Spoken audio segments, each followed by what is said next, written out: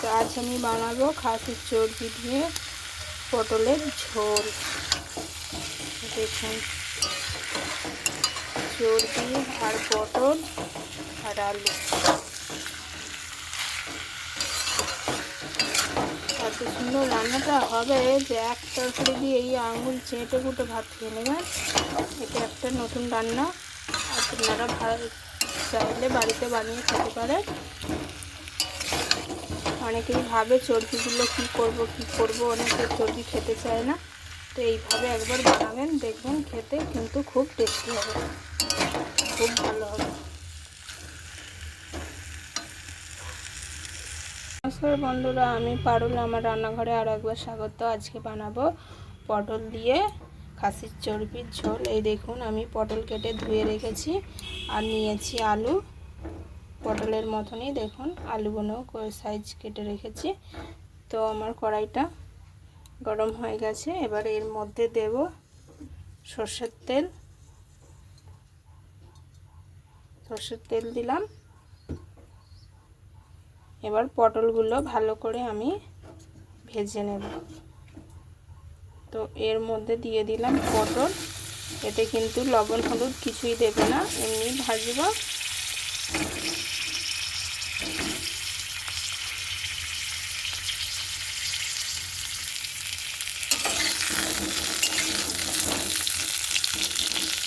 দেখুন, আমি পটলগুলো ভাজি, এতে কিন্তু লবণ হলুদ কিছু দেবে না, এমনি ভাজবো।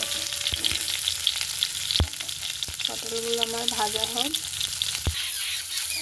তো বন্ধুরা দেখুন, একদিকটা আমাদের হয়ে গেছে, এবার উল্টে দেবো।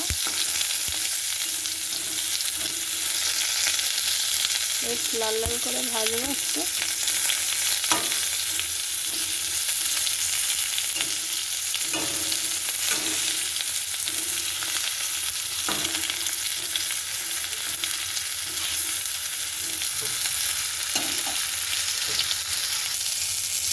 তো দেখুন বন্ধুরা, আমার কিন্তু পটলগুলো ভাজা হয়ে গেছে, এবার আমি তুলে নেব।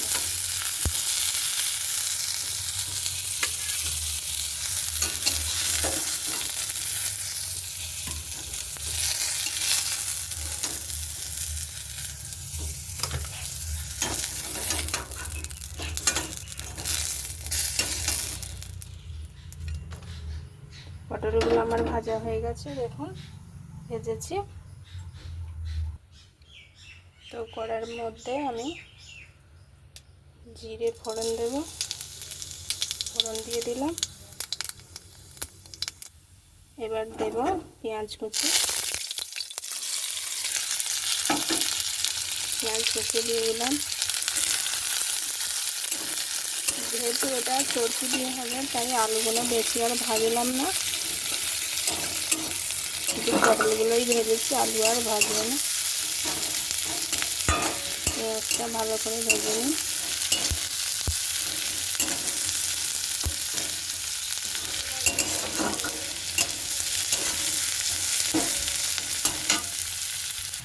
তো দেখুন বন্ধুরা, আমার কিন্তু পেঁয়াজটা এই যে লাল করে ভালো করে ভাজা হয়ে গেছে।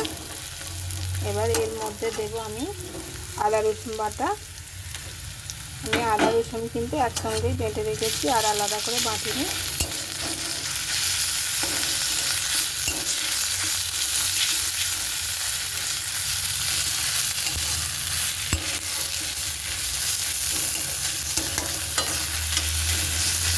একটু হালকা ভেজে নিই, তারপরে তেল দেবো।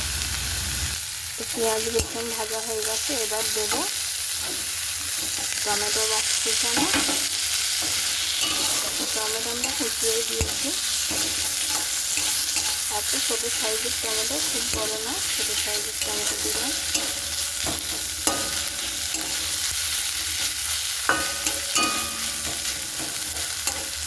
এবার আমি কিছু মশলা করে নেব। তো আমি একটা বাটি নিয়েছি, এর মধ্যে দেব অল্প জল। জলের মধ্যে এবার সব মশলাগুলো দেব হলুদ গুঁড়ো 1.5 চামচ, হলুদ গুঁড়ো 1 চামচ, লঙ্কা গুঁড়ো, আর দেব জিরে গুঁড়ো 1 চামচ আর ধনে গুঁড়ো 1 চামচ।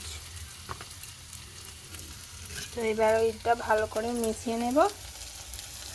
নাড়িয়ে মিশিয়ে নিয়েছি, এবার কড়ার মধ্যে দিয়ে দেব।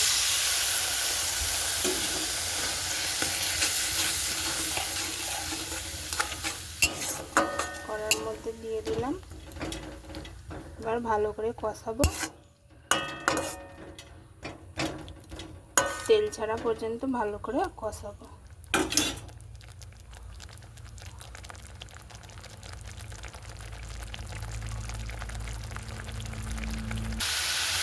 দেখুন এর মধ্যে আমি এবার দেব লবণ। আমি এখনই কিন্তু লবণ দিইনি, এবার দেব লবণ আর অল্প একটু লাগবে, দিয়ে দিলাম।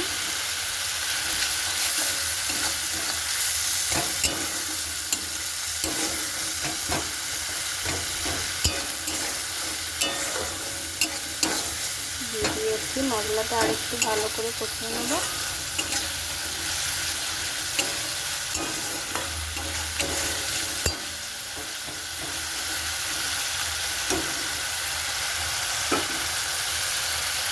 তো দেখুন আমার মশলা কিন্তু কষানো হয়ে গেছে।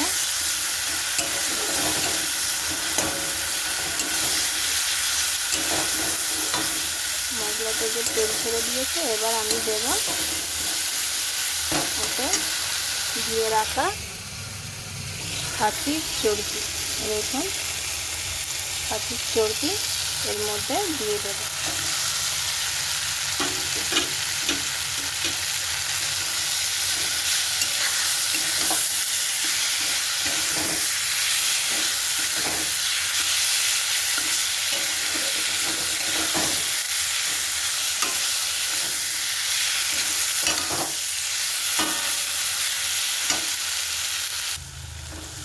তো দেখুন খাসির চর্বিগুলো দিয়েছি, বেশিক্ষণ কষবো না।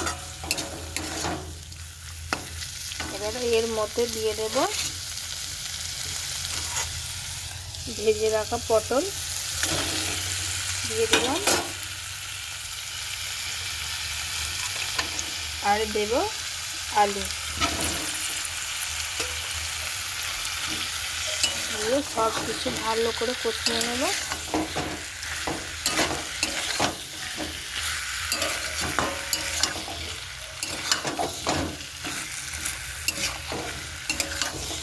যেহেতু খাসির চর্বি দিয়ে, তাই আমি আলুগুলো ভালো ভাজিনি, আলুগুলো এমনি কাঁচাই রেখেছিলাম। আলুগুলো ভাজলে কিন্তু রিচ হয়ে যাবে।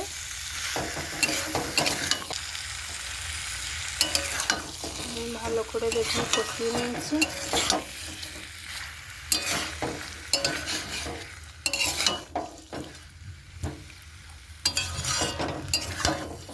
পটল দেখুন ভালো করে মশলার সাথে আমি মিশিয়ে নিয়েছি। এবার দিয়ে দেব জল।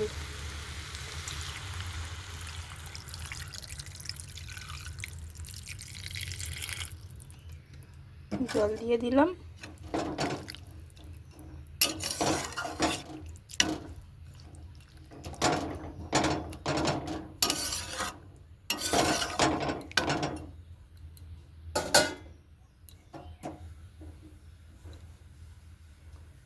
জল দিয়ে দিয়েছি, এবার ফুটুক।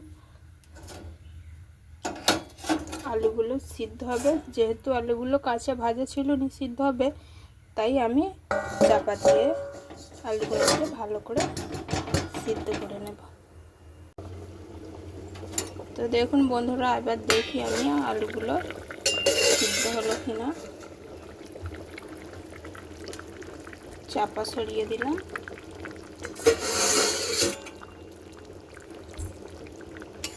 দেখুন রান্নাটা আমার কত সুন্দর হয়েছে।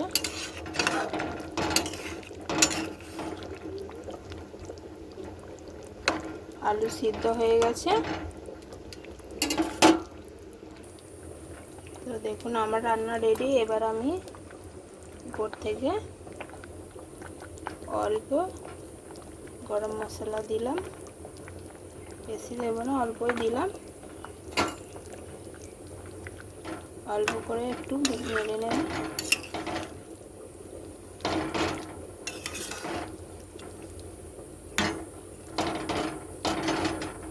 আমার রান্না রেডি। এবার গ্যাসটা বন্ধ করে দিলাম, আমি নামিয়ে নেব।